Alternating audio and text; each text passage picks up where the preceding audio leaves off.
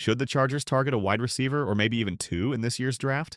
Look, I know what you're thinking. We just saw Ladd McConkey light it up as a rookie in 2024. Quentin Johnston took a big step forward, and now Mike Williams is back in the building. That's a pretty solid group, right? Well, hold that thought.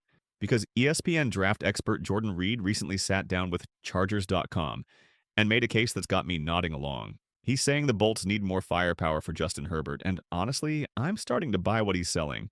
So, let's unpack this thing. Where the roster's at, what Reid's preaching, and who the Chargers could snag in April 2025. What's up, Chargers fans? Welcome to the NFL Playbook Chargers. If you're new here, don't forget to hit that subscribe button. This channel is all about breaking down everything you need to know about the Bolts. First off, let's talk about this wide receiver room as it stands today. Last season was a revelation for Ladd McConkey. The guy came in as a rookie, missed a little time in training camp, and still hit the ground sprinting. First regular season game, boom, a touchdown. From there, it was pure fireworks. 82 catches, 1,149 yards, both franchise rookie records. That yardage total landed him 10th in the entire NFL. Pretty insane for a first-year player. Herbert couldn't stop raving about him during the season, calling him a third-down security blanket and a legit threat every snap. "All I have to do is get him the ball," Herbert said, "and he makes my job so much easier." That's high praise from a quarterback who's seen his share of targets. McConkey's quick twitch ability, his knack for getting open, and the way he plays bigger than his 6-foot frame, it's no wonder he emerged as the top dog in this group so fast. But it's not just McConkey carrying the load. Quentin Johnston finally started living up to that first-round hype in his second year. 8 receiving touchdowns, that led the team, and 711 yards, good for second on the squad. He was making those splash plays the Bolts desperately needed, stepping up as a real compliment to McConkey. Then you've got Darius Davis, who started turning heads late in 2024. He's not just a return guy anymore. Those flashes of receiving upside showed he could be a weapon in the passing game too. And now, the big reunion. Mike Williams is back with the Chargers after spending his first 7 NFL years here. This dude's a franchise legend. 10th all-time in receiving yards with 4,806, 13th in catches with 309, and 13th in touchdowns with 31. He's the vet presence this young room needed. Rounding it out, you've got Jalen Reagor and Brendan Rice, who saw some snaps in 2024, plus Jalen Johnson and Dez Fitzpatrick, who mostly hung out on the practice squad. On paper, that's a decent crew. Herbert's got options. Chemistry's there with guys like Williams and Johnston. So why are we even talking about adding more? That's where Jordan Reid comes in, and man, this guy's got me thinking. If you don't follow him on X, you're missing out because he's one of the best in the biz when it comes to breaking down draft talent. In his recent interview, he didn't mince words. "I think they need one more guy. Honestly, maybe 2 more guys."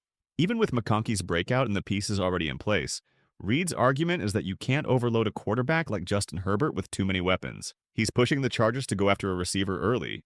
First round, second round, third round, doesn't matter. Just get a playmaker in the door. Then, he says, come back on day 3 and double dip with another pick. Why? Because Herbert's the kind of elite arm who thrives when he's got a deep toolbox. Reid's been spot on before.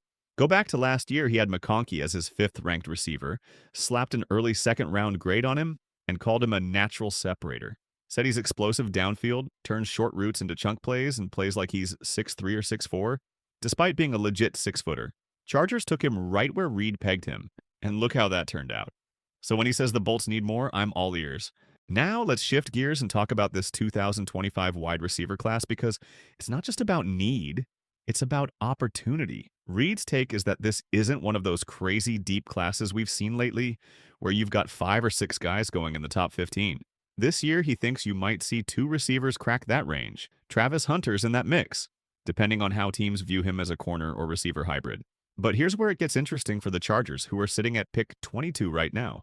Reid's predicting a big run on receivers from picks 25 to 75, basically late first round through early day 3.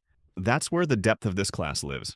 You're not getting the insane top-end volume of past years, but there's still a ton of talent in that mid-range sweet spot. Names like Matthew Golden from Texas, emeka Egbuka from Ohio State, Luther Burden III from Missouri. They could all be on the board around that 22 to 25 range, or just after.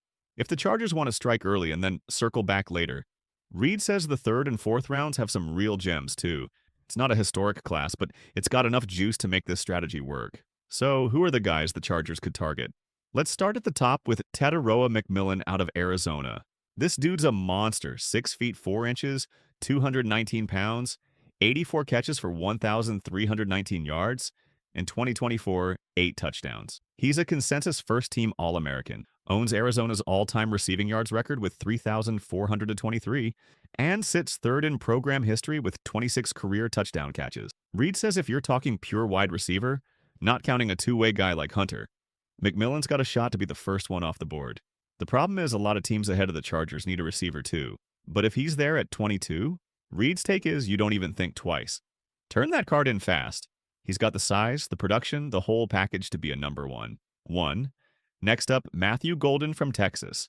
He's a little smaller, 5'11", 191 pounds, but don't sleep on him. 84 catches, 987 yards, 9 touchdowns in 2024, and he showed out in the college football playoff with 7 grabs for 149 yards against Arizona State. That's the third most by a Longhorn in a bowl game this century. Reid loves his catch radius, says there's no such thing as an inaccurate ball for Golden, because he'll climb up and snag it. Ran a 4.29 at the Combine, which shocked everybody since he doesn't quite play that fast on tape. But he's smooth, gets open easy, and can line up anywhere. Slot, outside, you name it. That versatility could be gold for Herbert. Then there's Luther Burden III from Missouri.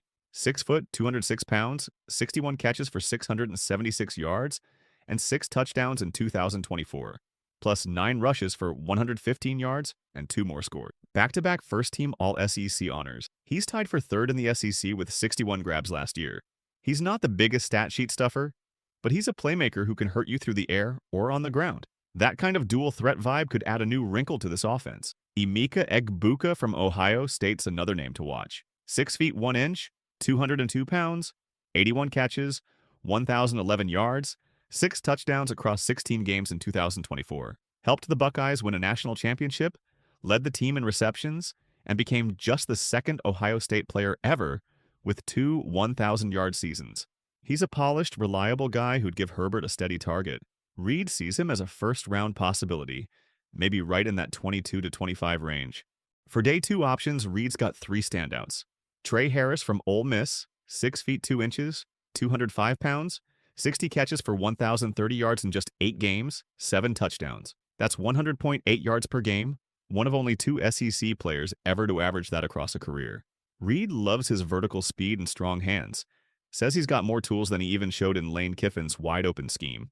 Jaden Higgins from Iowa State, same size, 6 feet 2 inches, 205 pounds, 87 catches for 1,183 yards, 9 touchdowns. Reid compares him to Mike Williams, but says he's twitchier, faster in a straight line, and just as good at going up for 50-50 balls. Then there's Alec Eomanor from Stanford. Young, but a go-to guy with great roots and sticky hands. 2nd or 3rd round range for him. A few more names to toss in the mix. Jalen Knoll, also from Iowa State. 5'10", 194 pounds, 80 catches, 1,194 yards, 8 touchdowns. Big 12 Co-Special Teams Player of the Year with a 15.3-yard average on punt returns.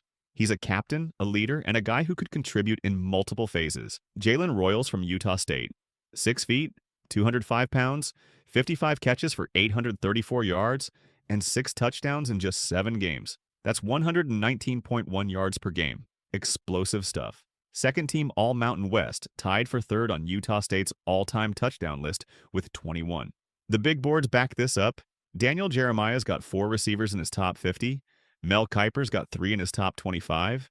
Dane Brugler's got 12 in his top 100 with McMillan at number 7, and PFF's got 12 in their top 100 with McMillan at number 3. This class has the goods. So why does this all make sense for the Chargers? It's pretty straightforward. Justin Herbert's a top 5 quarterback, and you don't waste a guy like that by skimping on weapons. McConkey's a star in the making, Johnston's turning into a big play threat, Williams brings that veteran know-how, and Davis is showing upside. But imagine stacking a Tetairoa McMillan or a Matthew Golden on top of that. Or grabbing a Trey Harris in round 2 and a Jalen Knoll late. Defenses would be scrambling. Reid's dead on. You can never have too many targets for Herbert. He's the kind of quarterback who elevates everybody, and the more dynamic pieces you give him, the scarier this offense gets. The depth's there in rounds 3 and 4 if they miss early, but I'd love to see them go big in the 1st or 2nd, and then double dip like Reid suggests. It's not just about need, it's about building something unstoppable. All right, Chargers faithful, that's my breakdown. What do you think? Should the Bolts load up at receiver in 2025? Who's your dream pick? McMillan, Golden, someone else? Drop your takes in the comments, smash that like button if you're fired up for draft season, and subscribe if you haven't already.